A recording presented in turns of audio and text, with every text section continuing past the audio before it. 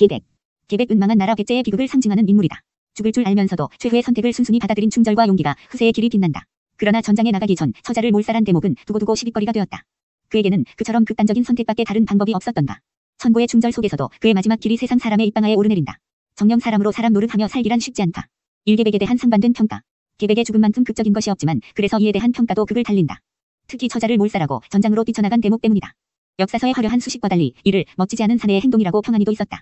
이준익 감독의 영화 황산벌에서 계백의 부인은 어린 자식을 껴안고 죽을 테면 너나 죽어라고 소리친다. 감독이 고안한 장면이지만 뜻밖의 역사 해석이었다. 논란은 이미 조선시대부터 있었다. 조선 전기 유학자 권근은 특히 부정적으로 평가하였다. 도리의 벗어남이 심하다. 비록 국난에 반드시 죽겠다는 마음은 있었지만 힘껏 싸워 이길 계책은 없었던 것이니 이는 먼저 사기를 잃고 패배를 부르는 일이었다라고 하였다. 이에 대해 반대의 입장에 선 이가 조선 후기의 유학자 안정복이었다. 그는 죽지 않는 것이 몸을 보전함이 되는 줄만 알았고 죽는데 마땅함을 얻는 것이 몸을 보전함이 되는 줄은 모른 것이다라고 하며 다음과 같이 자신의 입장을 밝혔다. 대체 장수가 되는 도는 무엇보다도 내 집과 내 몸을 잊은 뒤라야 사졸들의 죽을 결심을 얻을 수가 있는 것이니 만약 조금이라도 내가 먼저 살고자 하는 마음을 둔다면 분심 이해이 되어 각각 제 살 궁리와 처자를 그리워하는 마음이 생기게 되는 법이다. 이것이야말로 더없이 사기를 저상시키는 것이다. 두원 씨는 계백을 몰랐을 뿐만 아니라 또한 병법도 몰랐었다. 죽음은 단지 몸이 죽음만 뜻하지 않는다. 지옥을 당하고 살아있는 몸은 이미 죽은 것과 마찬가지이고 몸은 죽었으나 그 의기가 살아있으면 그것으로 살아있습니다. 안정복의 주장은 거기에 있다. 그뿐만 아니다. 계백의 싸움이야말로 지, 인, 용, 신, 의, 중을 모두 갖춘 일대 거사라고까지 하였다. 그러면서 삼국의 중심과 의사 가운데 계백을 으뜸으로 쳤다. 이 비극적인 영웅의 외로운 길. 사실 계백의 황산벌 싸움과 그 충절에 대해서는 아무도 이견을 달 수 없다. 질줄안 싸움이었던 것은 누구보다 계백 자신이 잘 알았다. 그러기에 처자를 먼저 죽이지 않았는가. 중과 부적의 불리한 형세마저 하나도 계백에게 유리한 구석이란 없었다. 그럴 줄 알면서도 목숨을 바친 그 충성심에 다들 혀를 내두를 따름이다. 다만 의견이 갈리기는 처자를 죽인 대목이다. 그 판단과 선택은 과연 옳았던가. 돈군이 말한 바 사기를 잃고 패배를 불러들인 일인지 따지자는 것이 아니다. 인간적인 도리의 측면에서 이는 분명 과했고 심지어 식구의 목숨이 계백의 제 것인 양 독단적으로 여기지나 않았는지. 노비가 되어 지옥을 당한다 한들 그들은 그들 나름대로 영예스러운 길을 택할 권리와 기회가 주어졌어야 했다. 다분히 계백의 일방적인 결정에 맹목적인 순종을 강요하지나 않았는지. 그렇게 계백의 행동은 가부장적인 독단과 일방의 혐의를 벗을 수 없다. 그러나 이것은 책상 위에서 부려보는 호사가의 입방정에 지나지 않는다. 계백의 상황은 그렇게 한가하지 않았다. 그의 판단이 어디에서 나왔을지라도 죽음을 걸고 내린 결정이었고 개인을 넘어 나라의 운명이 달린 일에 다른 선택의 여지가 없었다. 사실 충신의 말은 뒷등으로 흘리고 제 입맛에만 맞게 사태를 끌고 간 의자왕의 행동이 계백을 벼랑으로 내몰았다. 그 벼랑에서 기꺼이 떨어지리라 결심한 사람에 대한 예우는 새치 혀로 시비를 가리는 이따위 논전이 아니다. 이 비극적인 영웅은 외로운 길을 홀로 갔다. 삼계백의 육성으로 들어보는 당시 상황. 좌편 성충은 반드시 전쟁이 일어나리라 예상했고 육로로 오면 탄현을 넘지 못하게 수군이면 기벌포를 들어오지 못하게 해야 한다고 마지막으로 유언처럼 의자왕에게 간언하였다. 의자왕은 이를 듣지 않았다.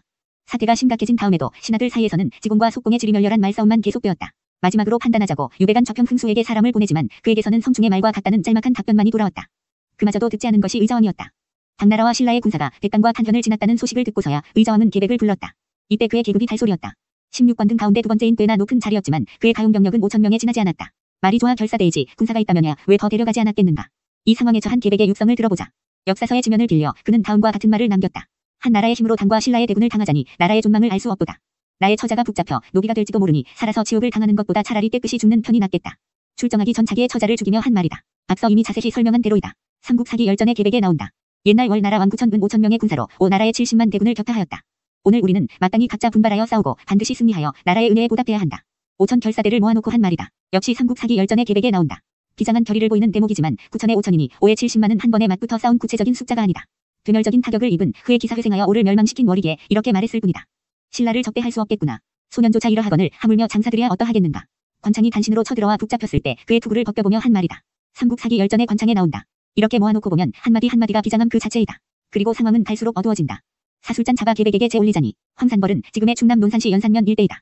탄현이 거기서 더 북쪽으로 있고 탄현을 지나오면 오른쪽으로 계룡산만 우뚝 솟았을 뿐 평평한 들판이 이어진다. 그 들판에서 4번 싸워 이긴 것만 해도 다행이었다. 계백은 신라 화랑 관창을 붙잡아 목을 베어 말 한 장에 매달아 보냈다. 그때 그는 최후를 예감했으리라. 앞서 계백의 세 번째 육성은 관창에 전기를 짓느라 집어넣었겠지만 장렬한 패배를 눈앞에 둔 계백의 심정을 잘 표현했다고 보인다. 강기슬글 가로막은 철옹성만 보았기에 구름처럼 저남이 바다 물결 건너올 줄 몰랐지. 술잔 차가 계백에게 제사를 올리고 싶은데 안개 낀 낡은 사당 건굴불이 우거졌네. 정약용이 쓴 부여 회고라는 제목의 시이다. 쓸쓸함이 망한 나라의 초라한 도읍지를 돌며 지은 시 못지 않다. 그러나 지금 충남 논산시 부정면 수락산 언덕에 있는 계백의 묘는 꽤 그럴듯하다. 아직은 확정할 수 없으나 계백의 목이 잘렸다고 전하는 수락산과 계백의 시신을 급히 감회장하였다는 가장곡이 이곳이어서 계백의 진짜 묘로 믿는 사람이 많다. 계백의 위패를 모신 충곡 서원 이바로 뒤편에 있다. 다산이 노래한 낡은 사당이 그것이다.